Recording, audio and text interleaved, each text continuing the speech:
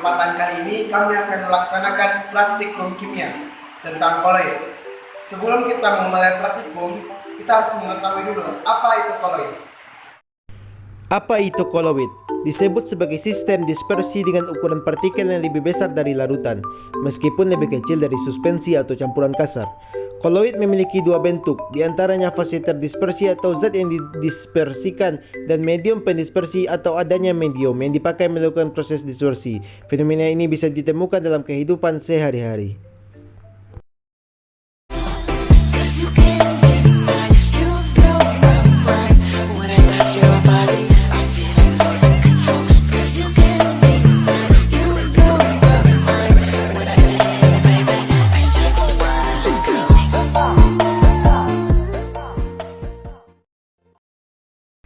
Pertama-tama, masukkanlah bubuk agar-agar ke dalam teko listrik.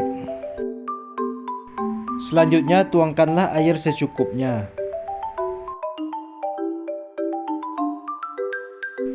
Setelah itu, nyalakan teko listrik dan aduk-aduk. Setelah mendidih, tuang agar-agar ke dalam cetakan. Pada pemasakan agar-agar, terjadi reaksi hidrolisis. Proses pemanasan dengan suhu yang lebih tinggi dari suhu pembentukan gel akan mengakibatkan polimer karagenan dalam larutan menjadi molekul acak.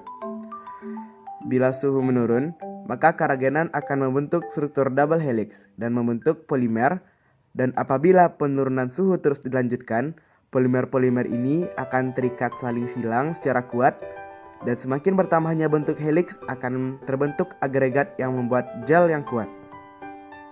Di sini, agar-agar mempunyai sifat koloid liofil, dalam arti agar-agar yang belum jadi atau dalam fase cair terabsorpsi oleh fase padatnya, sehingga mengakibatkan seolah-olah bentuk agar-agar adalah padat. Agar-agar termasuk koloid jenis gel. Gel merupakan jenis koloid yang terbentuk dari campuran zat padat dan zat cair. Gel terbentuk karena fase terdispersi mampu mengadsorpsi medium pendispersinya. Mengapa agar-agar disebut koloid? Agar-agar disebut koloid karena dalam proses pembuatannya terbentuk struktur gel yang tercipta karena ketika dipanaskan di dalam air. Molekul agar-agar dan air bergerak bebas. Kemudian saat didinginkan, molekul-molekul agar-agar merapat satu sama lain, memadat, dan membentuk kisi-kisi yang mengurung molekul-molekul air.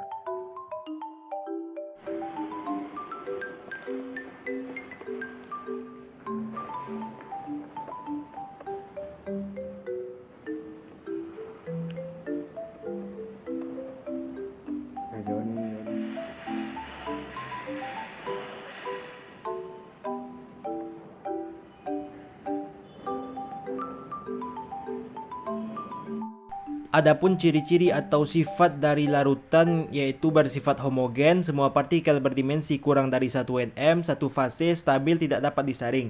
Contoh lain dari larutan yaitu larutan gula, larutan cuka, dan sirup. Adapun ciri-ciri atau sifat dari koloid yaitu secara maskopis bersifat homogen, partikel berdimensi antara 1 nm sampai 100 nm, dua fase, pada umumnya stabil, tidak dapat disaring kecuali dengan penyaringan fibra. Contoh lainnya yaitu susu santan selain mentega dan mayones. Adapun ciri-ciri atau sifat dari suspensi yaitu heterogen, salah satu atau semua dimensi partikelnya lebih besar dari 100 nm, dua fase, tidak stabil, dapat disaring. Contoh kopi, air, minyak, dan air dengan lumpur. Nah, sekian praktikum kimia tentang koloid dari kami. Maaf apabila ada salah. Assalamualaikum warahmatullahi wabarakatuh.